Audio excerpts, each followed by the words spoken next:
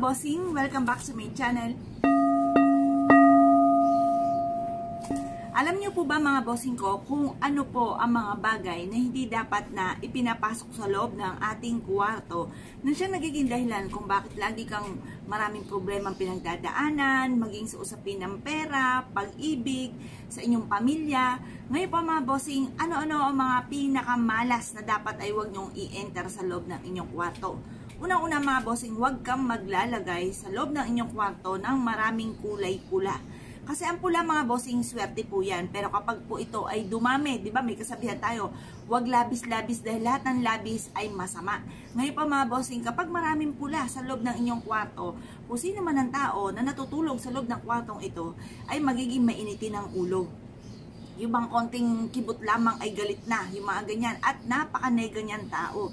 Kasi yun nga po, kulay pula ay marami sa loob ng kwarto. Kaya dapat kunti-kunti lang. Halimbawa, lining lang ay may kulay pula or may ribbon na kulay pula. Yung mga ganon mga bossing.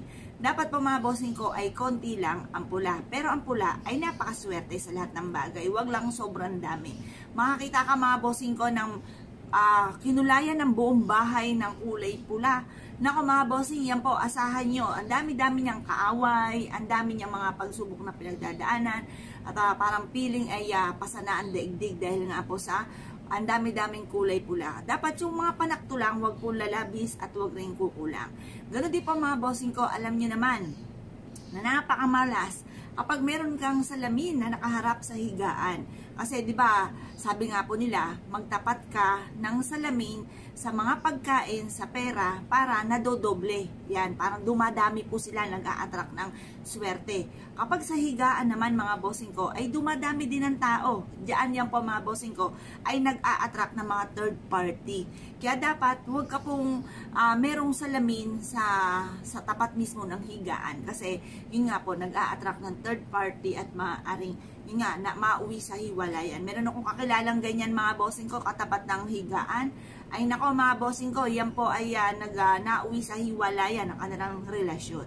Ganoon din po mga bossing ko, huwag kang maglalagay ng mga sumisimbolo ng tubig sa inyo pong kwarto.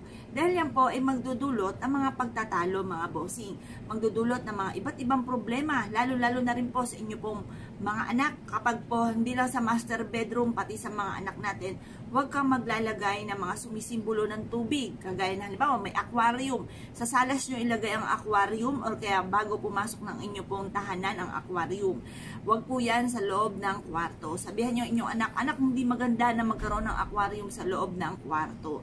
Ganun din po mga bossing. Kami dati, bagamat alam ko po yan, pasaway, gusto ko, walang papigil. Ang dami namin mga problema pinagdaanan mga bossing. Tapos, yun nga po, away-away. Palagi kami dalawa ng mister ko, away-away palagi.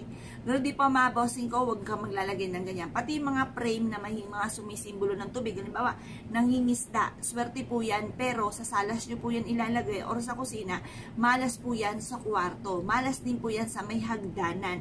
Kung marami kang frame at iba't ibang isda pa ito or may barko, naglalayag, yan po ay meron sa hagdanan. Ilagay nyo po yan sa kusina or kaya po sa salas. Hindi po yan maganda sa may hagdanan din at ganoon din po sa kwarto. Malas po yan. Tapos, huwag ka rin pong maglalagay ng mga frame na, halimbawa, yung mismo katawan nyo ay pinadrawing nyo, yung mga ganon. Huwag kayong maglalagay. Malas din po yan. Sumisimbolo rin yan ng tukso. Kahit katawan nyo po yan. Kahit kayong dalawang mag-asawa. Malas po yan. Huwag nyo pong ilalagay po yan. Huwag ka maglalagay ng ganon. Magaling pa yung sumasayaw kayong mag-asawa or ng inyong pamilya. Ganon po. Huwag lang po yung, alam nyo na, yung hindi ko alam kung pwede sabihin dito mga bossing.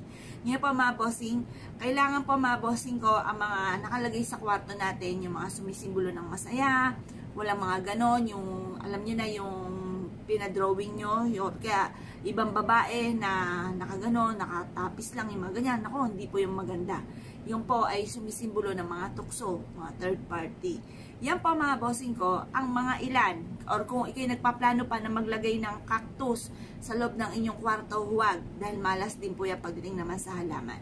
Ngayon po mga bossing, kung kayo pinaniwala at nais nyo po mga bossing ko na subukan yung aking mga pinagsasabi, ay subukan nyo po ito at kayo mismo makakapansin na malaking magandang pagbabago na magaganap sa buhay ninyo at sa inyo pong buong pamilya. Kaya kung kayo pinaniwala mga bossing, asya, good luck po sa inyo po lahat.